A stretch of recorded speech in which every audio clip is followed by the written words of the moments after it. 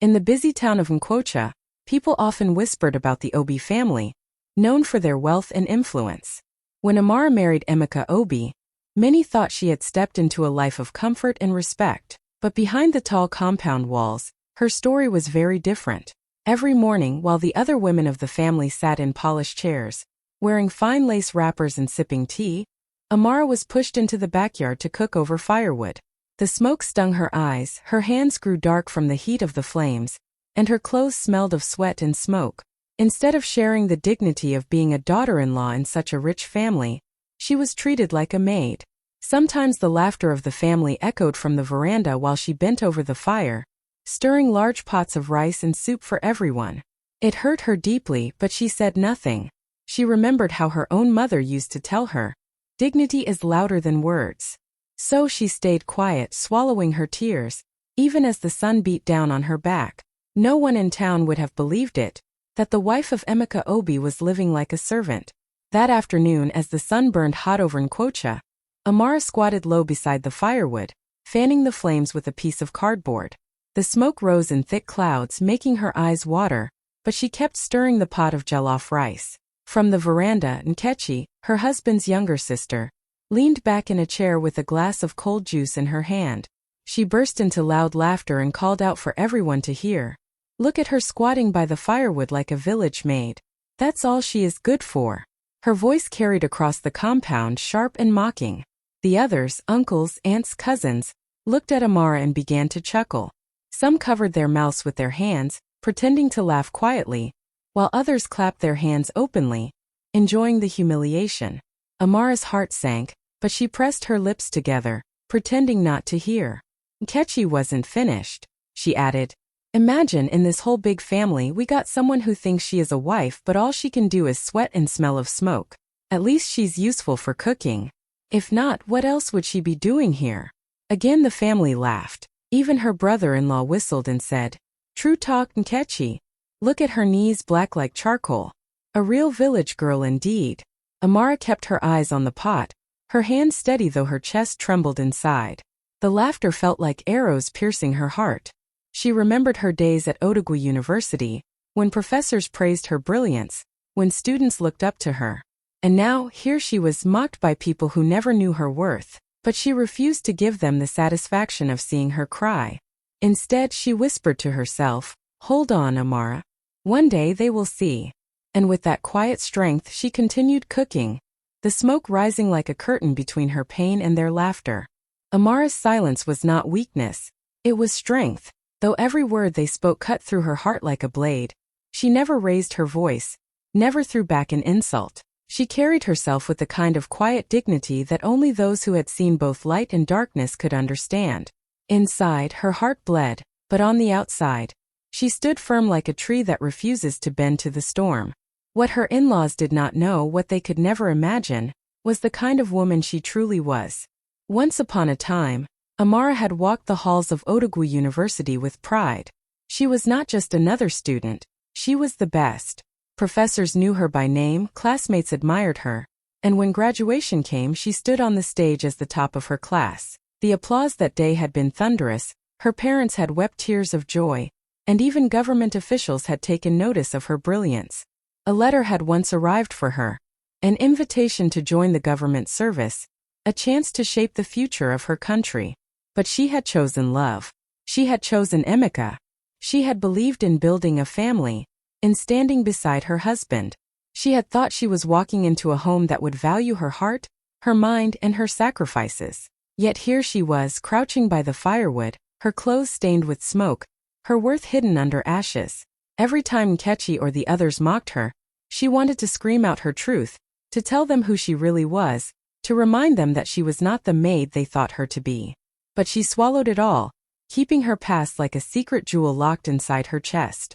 She knew that true strength was not in proving people wrong with words, but in waiting for the right moment when destiny itself would speak for her. So Amara endured the pain with grace, carrying her silent strength like a crown no one else could see. Long before the smoke of firewood became her daily companion, Amara's life had been painted with promise. At Odogwu University, she was the kind of student whose name carried weight. Lecturers often used her essays as examples, and younger students whispered that she was destined for greatness. In her final year, when the government sent scouts to find the brightest young minds, Amara's name was on the top of the list. A sealed letter had come to her parents' home, an official invitation to join the government service right after graduation. It was the kind of opportunity people prayed for, the kind that could lift an entire family into honor. But that same season, Emeka entered her life. He was charming, handsome, and persuasive. He promised her a future built on love, saying, "What is success without someone to share it with? With me, you will never lack happiness." Amara believed him. Her heart told her love mattered more than titles or positions. So with trembling hands, she set aside the letter of invitation and chose marriage over career. She chose to build a home rather than chase power. Her parents were surprised, even disappointed, but they respected her decision. What she never imagined was that the man for whom she sacrificed her dream would allow his family to treat her with such cruelty. She had thought Emeka would be her shield, her partner, but instead he stayed silent while his relatives mocked her. The nights when she cried softly into her pillow, she wondered if she had made the greatest mistake of her life. She could have been in an office, dressed in smart suits, her signature changing policies, her voice echoing in important rooms. Instead, she was in a smoky backyard, treated as less than a maid. The secret of her past burned inside her like a hidden fire. Nobody in that compound knew that the woman they despised had once been offered a place among the nation's rising leaders. And though she never spoke of it, a part of her heart whispered tea. It was a bright Sunday afternoon, the kind of day when the Obi family loved to show their wealth. The compound was alive with noise, laughter, music from a radio, and the clinking of glasses as uncles and aunties gathered under large umbrellas. The men wore starched agbatas in shining colors, their wrists heavy with gold watches. The women sparkled in lace wrappers and matching head ties, their perfume floating in the air like pride itself. Children ran about in polished shoes, chasing one another across the wide yard. But while the family enjoyed themselves, Amara was nowhere near their circle. She was in the corner of the compound, crouched low by the firewood, her plain wrapper damp with sweat. Her hair was tied carelessly with a scarf, her face shining from both heat and smoke. The pot of jollof rice before her was enormous, big enough to feed a village. She stirred it with a long wooden spoon, the steam rising into her face, burning her eyes until tears rolled down her cheeks. Now and then one of the women would shout from the veranda, "Amara, don't let the rice burn. Stir it well." Another would laugh and say, "At least she is useful in the kitchen." And just like that, their laughter would spread around the table while Amara pressed her lips together, refusing to reply. She could hear the sound of music, of glasses clinking as they poured chilled drinks. The contrast between her world and theirs was like night and day. They sat in comfort, dressed like royalty, while she crouched in the dust, smoke curling around her like punishment. Every time she wiped her face with the corner of her wrapper, her heart ached. This was not the life she had imagined when she chose love over everything else. Yet even as her back ached and her hands shook from the heat, she reminded herself, "Endure, Amara. Endure." She didn't know that this very moment, this very day of humiliation, was the same stage destiny had chosen to reveal her true worth. That same Sunday, while Amara battled smoke in the backyard and the Obis boasted in their fine clothes, a different kind of noise began to spread through the streets of Nkocha. From the market stalls to the churchyard, from the Okada riders to the schoolchildren playing football on dusty roads, whispers flew like wildfire. The president himself was coming to town. No one had expected it. It was said to be a surprise inspection, the kind where leaders showed up without notice to see the true state of a community. The news set Nkocha on fire. Traders quickly arranged their stalls, sweeping away dust and stacking goods neatly, hoping their hard work would be seen. Children ran home shouting, "The president is coming! The president is coming!" Men rushed to put on clean shirts, and women tied fresh wrappers, their eyes shining with anticipation. Everywhere, people lined the streets, holding flags, singing, waiting for the sound of sirens. Even in the Obi compound, the chatter shifted. Uncles stopped mid-laughter, adjusting their agbatas. Aunties hurried to check their makeup in small mirrors, fixing their head ties. Everyone wanted to look important, to be seen, to perhaps even shake the hand of the most powerful man in the country. But in the backyard, Amara kept stirring the rice, unaware of how close destiny was to her. She heard fragments of their conversation. They say his convoy is already in the next town. And saw how the family suddenly scrambled to prepare. Chairs were rearranged in the compound, drinks placed neatly on tables, and everyone sat straighter, their voices lowering into practiced tones of respect. Amara wiped her face with the edge of her wrapper and continued working. She thought the excitement had nothing to do with her. But what she did not know was that her smoky wrapper, her bent posture by the firewood, and her quiet endurance were about to collide with the most powerful presence in the land.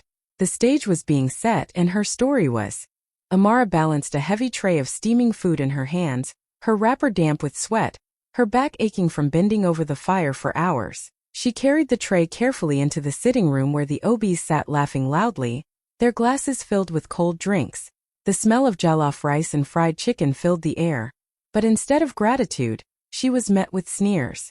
Her brother-in-law, Uche, leaned back in his chair with a smirk and said in a loud voice, "Look at her, carrying food like a servant. This one thinks she is important. She should be thanking us that we at least keep her as a cook in this family." The room erupted with laughter. Some clapped their hands, others shook their heads with mocking smiles, and Nkechi, his sister, added, "If not for this kitchen, what else would she be good for? She is lucky we didn't send her back to her father's house." Their voices rose like poison, each word heavier than the last. Amara felt the sting in her chest, like someone had struck her with an invisible whip. Her hands trembled slightly as she lowered the tray on the table, but she quickly steadied herself. She did not want them to see her pain. She kept her eyes down, her lips pressed tightly together, as if silence was her last shield. Inside, however, her heart was breaking into 1,000 pieces. She thought of the young woman she used to be, the one who walked with pride across the graduation stage, the one her professors once called a star. And now here she was, mocked like a beggar who had been given scraps. But even as their laughter echoed around her, Amara swallowed her tears. She whispered to herself, "Endure, just endure." She didn't know that in just a moment, the very people who laughed at her would be left speechless, and the same lips that mocked her would fall silent in shock. Destiny was already walking into the compound. Just as the family's laughter filled the compound, the sound of distant sirens cut through the air. At first, nobody paid attention. They thought it was just another politician passing through town. But within minutes, the noise grew louder, closer, until the rumble of engines shook the ground beneath their feet. Then, without warning, a convoy of black SUVs rolled straight into the Obi compound. The sleek vehicles gleamed under the afternoon sun, their tinted windows reflecting the faces of the stunned family. The compound fell silent. Laughter died on their lips. Chairs scraped against the floor as everyone scrambled to their feet, unsure of what was happening. Soldiers in crisp uniforms stepped out first, their boots striking the ground with authority. They moved quickly, scanning the surroundings with sharp eyes, their hands resting firmly on their weapons. The Obis froze, exchanging confused and nervous glances.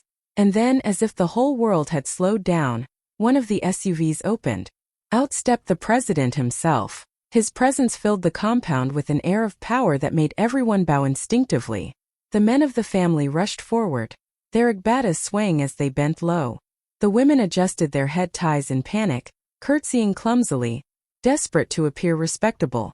Amara stood at the edge of the backyard, her hands still stained from cooking, her wrapper carrying the smell of smoke. She held her breath, unsure if her eyes were deceiving her. Could it really be him? The president, the man whose face she had seen on TV, the leader of the nation, was now standing in the very compound where she was treated as nothing. The Obis, trembling with both fear and excitement, stumbled over their greetings. "Your Excellency, welcome, sir, what an honor," they said, bowing deeper and deeper. But the president wasn't looking at them.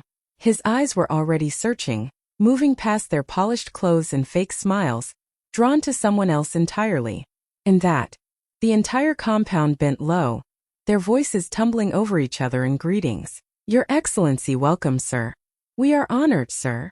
The Obis' faces glowed with forced smiles as they pushed themselves to the front, hoping to catch the president's attention. But the president's eyes were not on them. He scanned the compound slowly, as if searching for someone in particular. And then his gaze stopped. At the far corner of the yard, half hidden by smoke, stood Amara. Her wrapper was plain, her scarf loosely tied, her hands still stained from stirring pots. She looked out of place among the polished lace and golden jewelry. But the moment the president's eyes met hers, everything froze. His face broke into a warm smile, the kind that melted away formality. He stepped forward, ignoring the Obis who had spread their arms wide as if to welcome him. Instead, he stretched his hand toward the young woman at the back.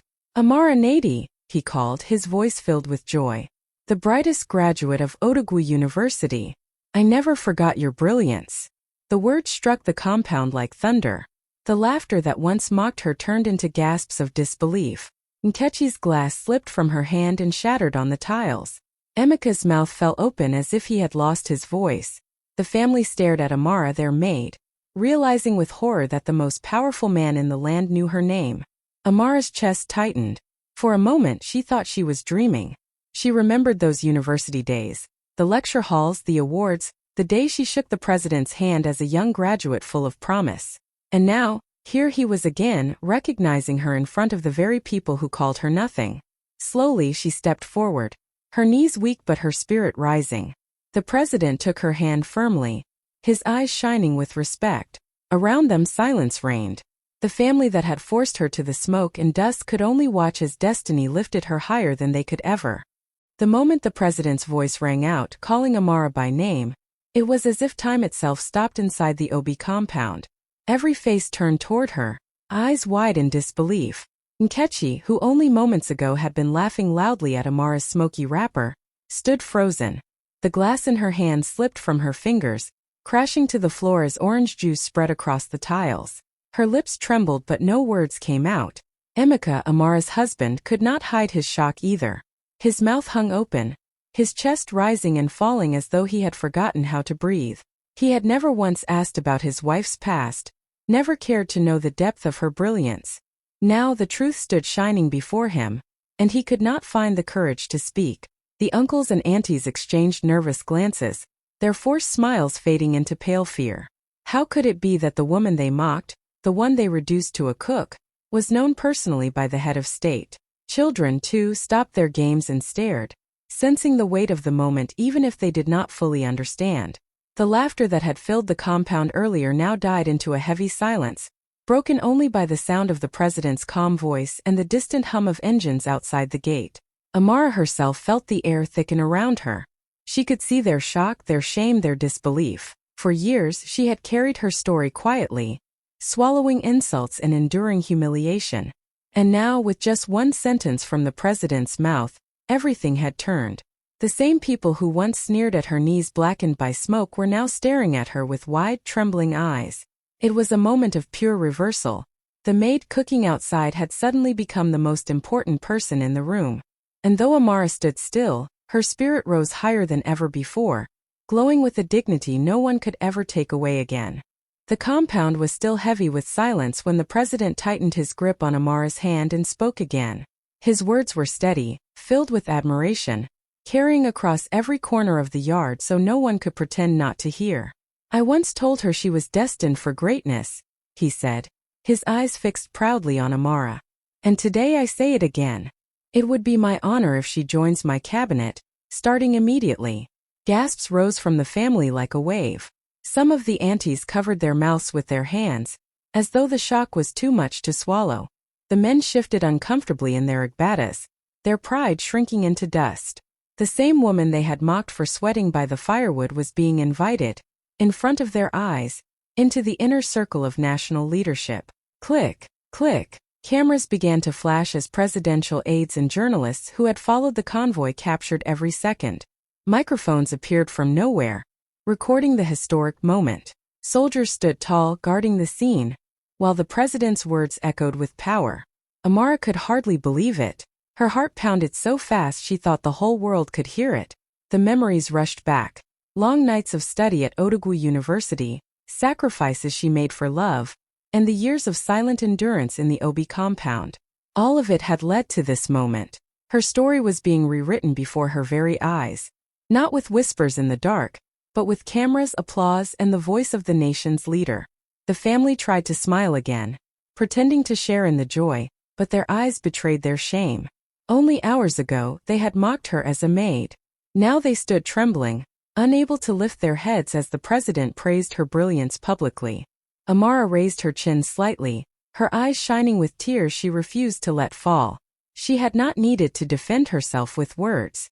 Destiny itself had spoken. The Obis could barely look at Amara. Their faces were hot with shame, eyes shifting nervously to the ground as if the tiles themselves had swallowed their courage. Just hours ago they had laughed at her, mocked the way her wrapper smelled of smoke, and joked about her knees blackened from firewood. They had forced her to cook in the blazing sun, treating her like a servant in her own home. And now here she was standing beside the president, radiant and calm, her head held high as if nothing in the world could touch her. Nkechi's hands trembled, her perfectly painted nails white in contrast to the shaking of her fingers. She had laughed so loudly at Amara's misery that she could still hear her own echo, and now the echo had returned, but in the form of her own humiliation. Emeka stared at his wife, the man who had promised protection and partnership, and felt a strange mix of fear and guilt knotting his stomach. How could he have ignored her all these years? How could he have allowed the family he loved so much to treat her like dirt? Even the older relatives, who thought their wisdom gave them authority, felt the sting. Their eyes darted to the cameras, worried that the world might see what they had done. They had built their pride on someone else's suffering, and now the world had turned its attention to the very person they had tried to diminish. Amara, standing in her plain wrapper yet glowing with an aura no riches could buy, barely glanced at them. She didn't need to say a word. Her posture, her steady gaze, the gentle smile she gave the president, spoke louder than any insult or defense. She had survived their cruelty, endured their laughter, and now without anger she showed them the truth. They had underestimated her, and their mockery had only made her rise higher. In that moment the Obi compound was filled with silence heavier than any words could carry. The family's shame was complete, and Amara, finally seen for who she truly was, felt a quiet tear. All eyes were fixed on Amara as the president's words hung in the air. The compound was so quiet that even the rustle of the trees outside seemed louder. Cameras were pointed at her, waiting to capture her response, and her in-laws watched with faces stiff from shame, secretly hoping she would stumble. But Amara did not tremble. She straightened her shoulders, stepped forward with calm confidence, and lowered herself in a graceful curtsy. Her voice, soft yet steady, carried across the yard. "Excellency," she began, her eyes glistening but her tone clear. "I will serve, not for pride, but for the people who still believe they are nothing. May they know they too can rise." Her words were like fresh rain falling on dry land. Journalists leaned closer, quickly scribbling and recording. The soldiers who stood guard, usually stone-faced, softened their gaze, nodding slightly as if moved. Even the neighbors peeking from behind the walls of the compound felt their hearts stir. Amara's response was not about revenge. She did not point fingers or expose the cruelty she had suffered. She did not mock her in-laws, though every eye could see the shame written across their faces. Instead, she spoke for those whose voices were never heard. The women bent over firewood in countless compounds, the men who felt invisible, the children who believed greatness was for others and not for them. Her humility made the moment even greater. She could have boasted, she could have let her pain speak louder than her wisdom, but she chose grace. The president smiled deeply, clapping his hands once in admiration.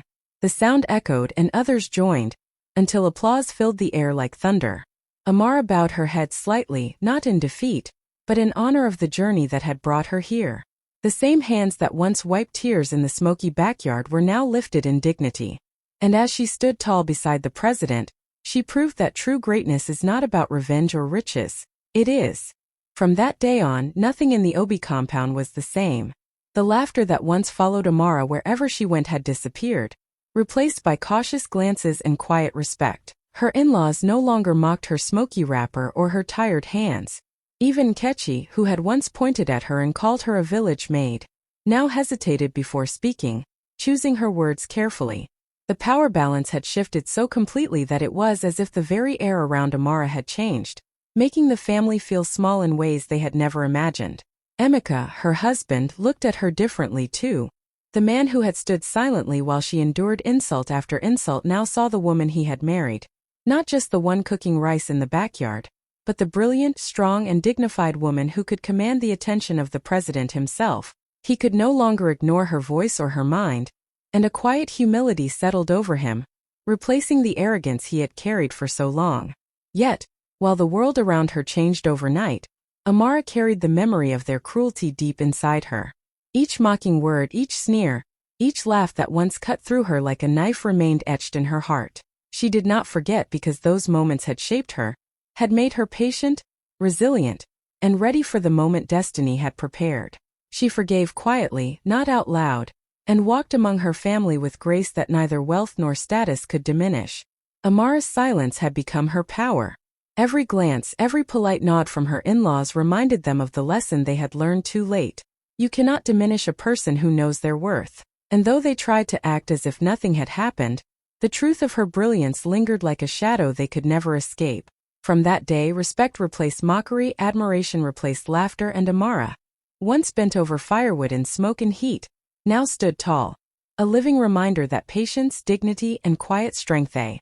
By the next morning, the story of Amara had spread through every corner of Nkocha. Market women whispered about the maid, who stood beside the president. Shopkeepers told customers, "Did you hear? The woman they mocked in smoke and firewood is now joining the president's cabinet." Children repeated the tale in schoolyards, wide-eyed and full of excitement. Even distant towns heard of her rise, and people shared the story on radios, phones, and social gatherings, amazed at the turn of events. Everyone wanted to know how the quiet, hard-working woman who had endured so much had suddenly become a symbol of hope. They marveled at her patience, her dignity, and her strength in the face of cruelty. Amara had not shouted, not fought, not demanded respect. She had simply endured, quietly building a life that destiny itself could not ignore. And when that destiny arrived in the form of the president, it revealed to the world the greatness that had been hidden beneath smoke and ash.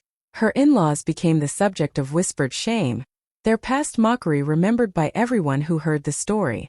But for Amara, the tale was about more than revenge. It was about showing that no matter how low life pushes you, patience and self-respect can lift you higher than you ever imagined. People spoke her name with admiration. Amara's journey from the dusty backyard to the halls of power became a legend in Nkocha, inspiring countless others to believe that their own destiny, no matter how hidden or delayed, could one day rise and shine. It was a story of hope, of triumph, and of a life reclaimed with grace.